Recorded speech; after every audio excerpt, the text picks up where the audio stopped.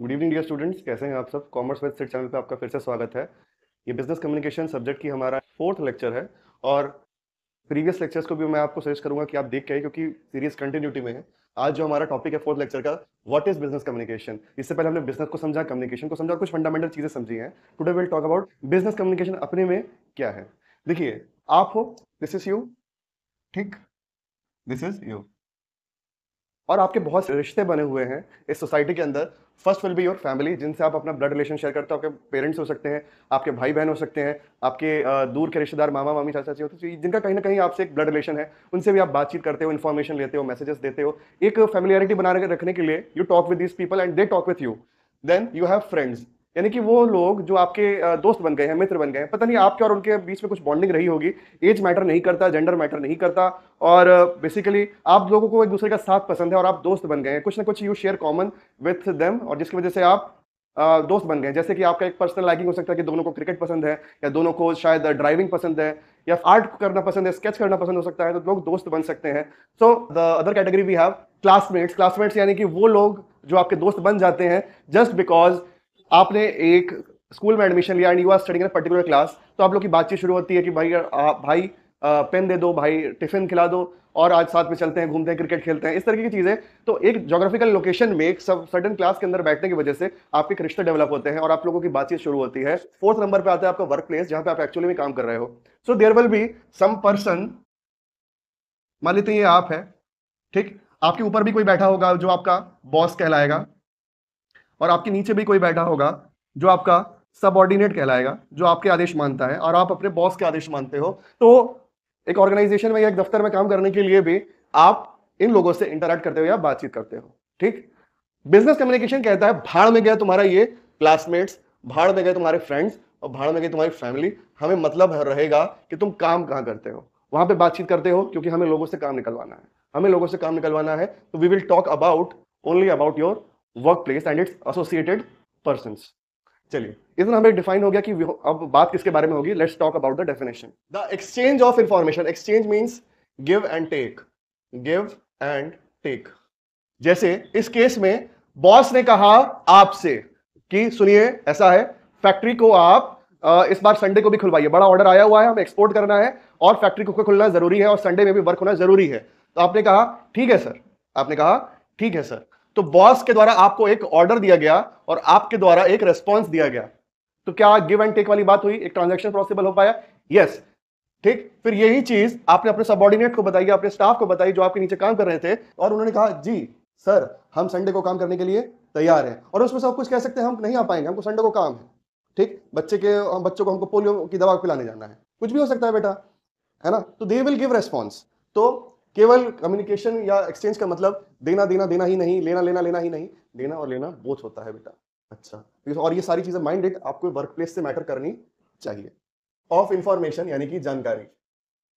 Information का मतलब होता है बेटा जानकारी, समथिंग न्यू। इंसान की फितरत होती है कि वो सामने वाले को कोई नई चीज बताना चाहता है, और ये बाय डिफॉल्ट इंसानों में ये प्रोग्राम्ड है कि वो ये चीज, जैसे उनको कोई नई चीज पता चलती है, उनके पेट में पचती नहीं है, वो आगे इंफॉर्मेशन को पास ऑन करना चाहते हैं, just to make sure and let people know कि आई एम द पायनियर, या फिर मैंने इस चीज को सबसे पहले बताया। फर्स्ट आने की रेस हर इंसान के अंदर अनजाने और जाने में होती ही है, ठीक। इंफॉर्मेशन यानी जानकारी। मैसेजेस का मतलब होता है बेटा संदेश। संदेश का लेना और देना होता है एक ऑर्गेनाइजेशन या दफ्तर के अंदर, और इन ओरल, रिटन और जेस्चरल फॉर्म। ओरल मतलब होता है बेटा बोल के, बोल के, यूज योर माउथ, अपने जुबान का इस्तेमाल कीजिए, अपने चेहरे का इस्तेमाल कीजिए और अपनी बातों को सामने वाले को बोलिए। दूसरा ऑप्शन हमारे पास है लिख के, लिख के, राइट। लिखा इसलिए आता है बेटा, कई बार अगर जब आप बोलते हो सामने वाले को, तो उसके दिमाग का इतना अटेंशन स्पैन नहीं होता है कि वो चीजों को रिटेन कर पाए। अगर उसको आप लिख के कमांड दे दोगे, वो उस चीजों को काफी अच्छे समय तक रिटेन और रेफर कर सकता है, यार ये साहब ने हमको बोला क्या था, है ना। तो अगर आप ओरली कई बार चीजें बोलते हो, वो चीज इंसान भूल सकता है, तो आप उसको लिख के बात कर लेते हो। हम बात करेंगे सारी जो बातें हो रही है वो दफ्तर के या फैक्ट्री के अंदर या उससे आसपास के एसोसिएटेड एरियाज की ही होंगी। हम घर द्वार परिवार की बात नहीं कर रहे होंगे, राइट। जेस्चर्स या इशारे। जैसे अज्यूम योरसेल्फ कि आप फैक्ट्री के मालिक हैं या आप एक दफ्तर के बहुत बड़े हेड पे मौजूद हैं, तो आप टॉप पे बैठे हुए हैं, आप बॉस हैं। होगा क्या, जैसे ही आपकी एंट्री होगी तो लोग उठ खड़े होंगे, ठीक। उनका उठना, खड़े होना, और सब आपको हो सकता है सैल्यूट करें या हेड्स डाउन करें आपको देख के, या नॉड करें नीचे की तरफ। नॉड करने का मतलब होता है बेटा सर को हिलाना। तो इंसान एक तरीके का आपको रेस्पेक्ट पे कर रहा है, ना ही बोल के ना ही लिख के, वो इशारों का इस्तेमाल करता है। जैसे कई बार मैं अपने क्लास के अंदर पढ़ा रहा होता हूं बच्चों को, मैं ये नहीं कहता हूं कि बच्चे आप खड़े होकर मुझे जवाब दीजिए, मैं सिंपली अपने हैंड्स को उठाता हूं और बॉटम टू टॉप लाके इसको एक बार वेव कर देता हूं, तो बच्चा अपने आप अपनी सीट पे खड़ा हो जाता है। फिर मैं उससे पूछता हूं, बेटा व्हाट इज कम्युनिकेशन, हमने पिछली क्लास में क्या बताया था, हमको बताइए। तो आप जब हैंड्स का मूवमेंट करते हैं विद और without your oral speech, they are called as gestures या इशारे। जो मैं हाथ वगैरह अभी चला भी रहा हूं, इन्हें जेस्चर कहा जाता है। तो दफ्तर के अंदर बोल के बात होगी, लिख के बात होगी, और इशारों में भी बातें होंगी। ठीक, बिटवीन किसके बीच में बातचीत होगी या ये लेन देन होगा, स्टेक होल्डर्स। हमने स्टेक होल्डर्स को हैश बना दिया है। अब आते हैं, समझते हैं कि हमारे स्टेक होल्डर्स क्या होते हैं। देखिए, स्टेक होल्डर्स बेसिकली एनीवन, कोई भी हैविंग इंटरेस्ट, जिसका कुछ ना कुछ इंटरेस्ट या कुछ ना कुछ मतलब है किसके साथ, या बेनिफिट या कुछ मिल रहा है जरूर in the functioning of A business entity. यानी कि अगर कोई दफ्तर चल रहा है या कोई फैक्ट्री चल रही है, ऐसे स्थान पे किसी ना किसी को वहां से कुछ बेनिफिट जरूर मिल रहा है या फिर उसका कुछ वहां पे मतलब जरूर है ना।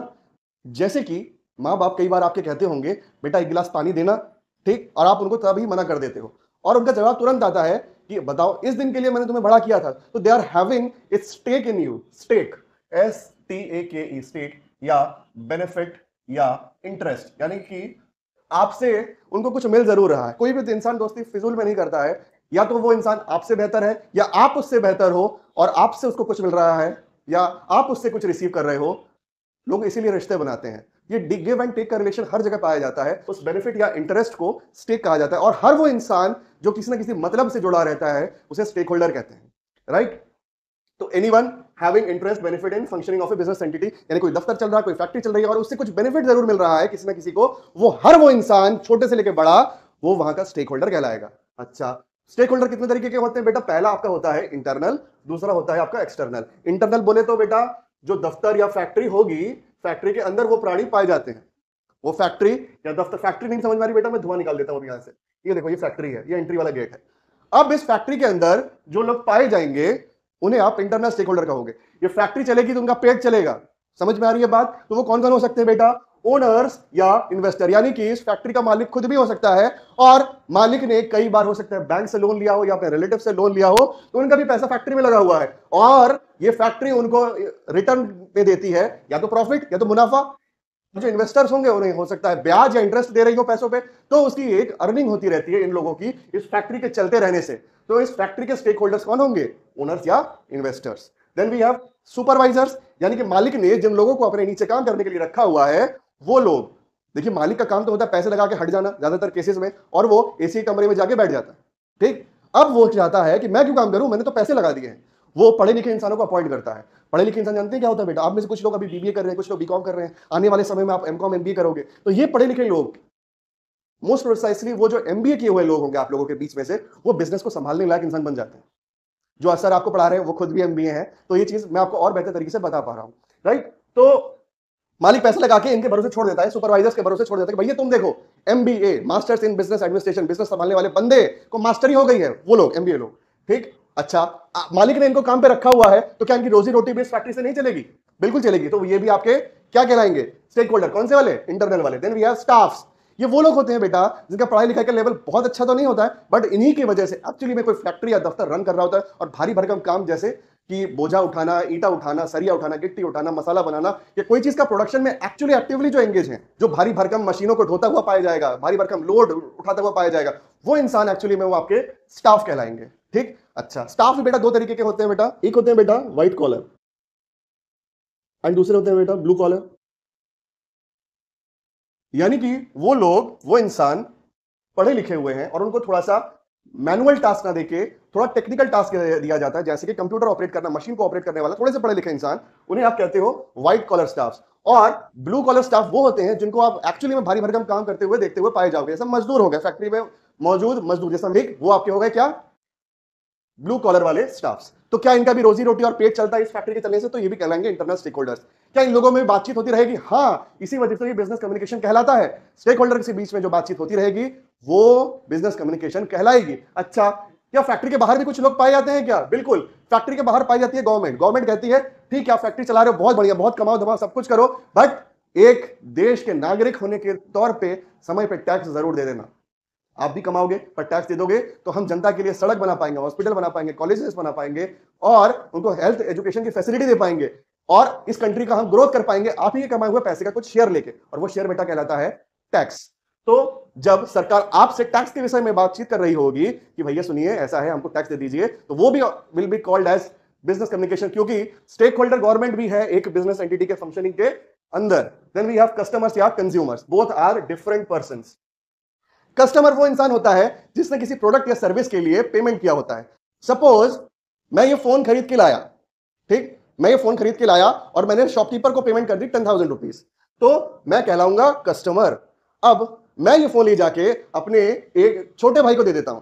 सपोज मेरे छोटे भाई हैं और उनके, ये मेरे छोटे भाई हैं और मैंने उनको बर्थडे में गिफ्ट दे दिया कि लो बेटा ये फोन अब आपका हुआ, और ये फोन को एक्चुअली में जो यूज कर रहे होंगे वो मेरे छोटे भाई होंगे, तो he will be called as consumers.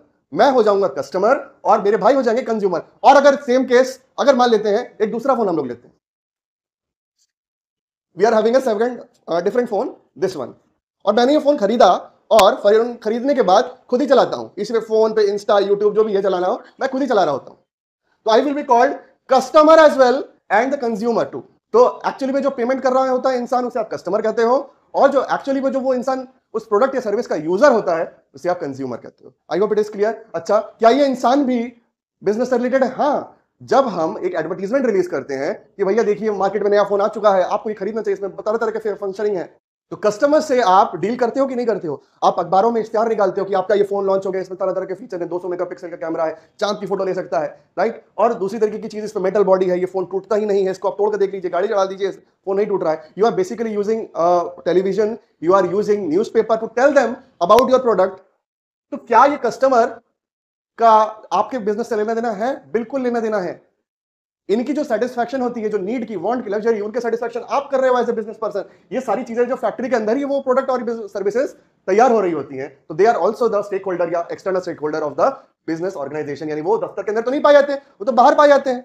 Then we have public या सोसाइटी, यानी कि वो सारे लोग जो एक्सपेक्ट करते हैं, वो एक्चुअली आप उनको गवर्नमेंट से कंफ्यूज मत होइए और कस्टमर से भी कंफ्यूज मत होइए। इनसे बचे हुए वो लोग जो एक्सपेक्ट करते कि अरे ये फैक्ट्री तैयार हुई है, अब ये फैक्ट्री इस देश की कुछ ना कुछ मदद करेगी किस केसेस में, एम्प्लॉयमेंट को हटाने में, क्योंकि हजारों लोग इस दफ्तर के अंदर आके काम करोगे और आप वो कहीं ना कहीं वो लोग आके जगह स्टाफ बने और अर्निंग करेंगे, तो देश पे एक बोझा कम होगा, या सरकार पे बोझा कम होगा कि उनको नौकरियां मिल पाएंगी और वो सरकार के बोझे में नहीं काउंट होगा। तो सरकार काफी आपको दुआएं भी देंगे इस चीज के लिए। तो पब्लिक या सोसाइटी ये भी आपसे एक्सपेक्ट कर रही होती है कि आप फैक्ट्री चलाओ या कुछ भी करो, आप एनवायरमेंट को पोल्यूशन मत करो, ठीक। तो क्या इनका भी लेना देना है? हाँ, अगर आप फैक्ट्री को गलत तरीके से चलाओगे तो आपके जो कंज्यूमर्स पब्लिक के अंदर या सोसाइटी के अंदर बैठे हुए उनकी हेल्थ खराब होगी, और हो सकता है अगर उनकी बैड हेल्थ या डेथ की वजह से आपको फर्दर कस्टमर्स ना मिल पाए, या फिर आपकी ही रेपुटेशन को वो बैड कर देंगे। Then we lastly have the media.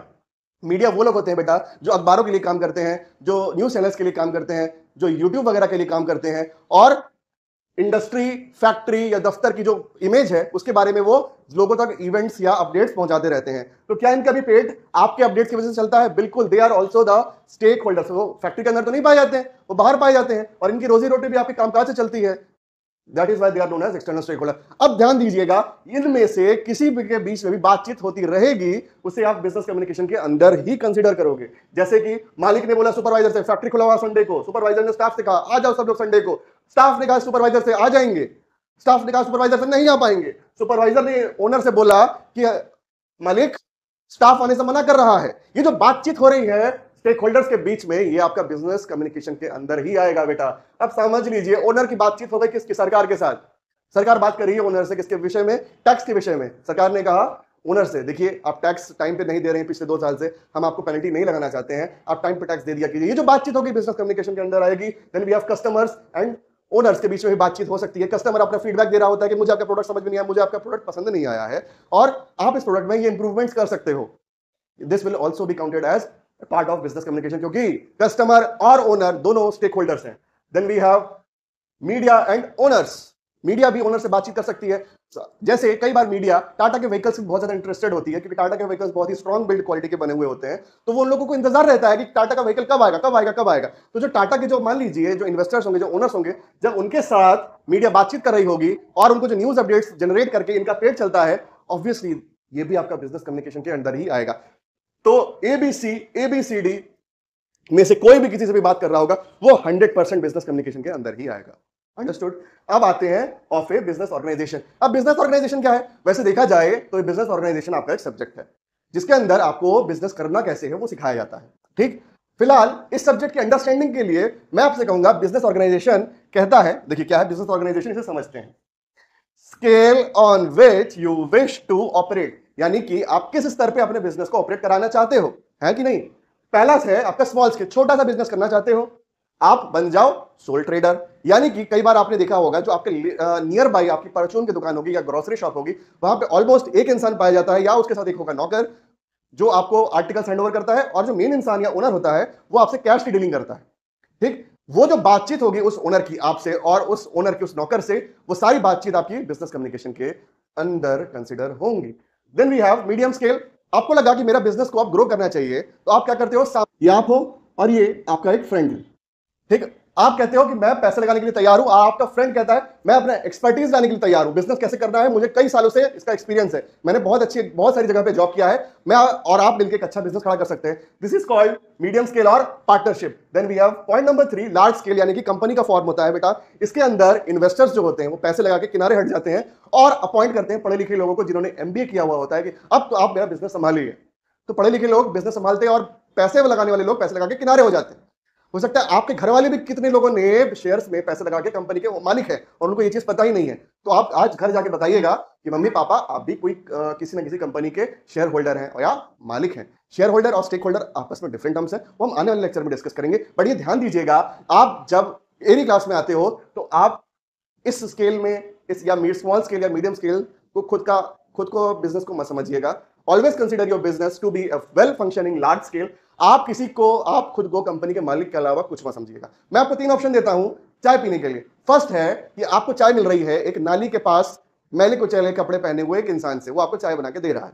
ठीक, दूसरा मैं आपको ऑप्शन दे रहा हूं, एक सामान्य सा साधारण रेस्टोरेंट है और वहां पे आपको चाय पीने का ऑफर है, आपको पैसे नहीं देने हैं, बट वहां पे इतनी गर्मी में भी पंखा नहीं चल रहा है। तीसरा ऑप्शन मैं आपको देता हूं चाय पीने के लिए 5 स्टार रेस्टोरेंट, यहां भी आपको पैसे नहीं देने हैं, और जैसे ही आपकी एंट्री होती है आपको एक AC का धमाका वाला वो जो एयर फ्लो है वो मिलता है और आपका पसीना पसीना ठंडा हो जाता है। उसके बाद जैसे ही आप जाते हो एक वेटर आता है, कुर्सी खींच के आपको बैठाता है, आपके कहने से पहले वो आपसे कहता है may I have your order please. आप उसे कहते हो चाय, उसको कहता है बिल्कुल आपके लिए चाय बस तुरंत तैयार हो रही है, और फाइनेस्ट क्वालिटी की चाय आपके सामने परोसी जाती है। उसके साथ बिस्किट, केक और पेस्ट्री और कुछ नमकीन, और उसके साथ एक सोलफुल म्यूजिक भी मिलता है। तो मैं आपसे पूछता हूं कि तीनों में से चाय कहां पियोगे? सर ऑब्वियसली तीसरा वाला सबसे अच्छा समझ में आता है। हम नाली के पास की चाय क्यों पियेंगे, हम बिना पंखे वाली चाय क्यों पियेंगे? 5 स्टार पे जब पीने को फ्री में मिल रहा है तो वहां पियेंगे ना। यही मैं आपसे कह रहा हूं बच्चों, यही मैं आपसे कहना चाहता हूं। If you are given options कि अगर आपको बिजनेस करना है, किस लेवल पे करना चाहते हो, किस ऑर्गेनाइजेशन, किस तरीके का लेवल का ऑर्गेनाइजेशन खड़ा करना चाहते हो, या दफ्तर खड़ा करना चाहते हो, या फैक्ट्री खड़ी करना चाहते हो, तीनों में से कसम है आपको मेरी क्लास में आने से पहले खुद को किसी ना किसी फैक्ट्री का मालिक जरूर समझ के आना। अगर छोटे मोटे बिजनेस का अगर मालिक समझोगे तो मुझे समझाने में भी दिक्कत होगी और आपको समझने में भी दिक्कत होगी। सोच बड़ी रखो, यानी कि एक फैक्ट्री के अंदर, एक बड़े दफ्तर के अंदर जब स्टेक होल्डर्स के बीच में बातचीत होती रहेगी, यह सब्जेक्ट हमारा कहलाएगा बिजनेस कम्युनिकेशन। आई होप आपको ये वीडियो प्रॉफिटेबल लगा होगा। आप BCom कर रहे हो, BBA कर रहे हो, MBA कर रहे हो, क्लास 11, क्लास 12, कॉमर्स के किसी भी फील्ड में हो, UGC नेट JRF कहीं पर भी हो, share this video to that person जिसको बिजनेस कम्युनिकेशन इन डेप्थ में पढ़ना है। चलिए मिलते हैं हम अगली क्लास में, and we'll meet in the next video. Thanks for watching. Please do like, share and subscribe this channel. Lots of love to you.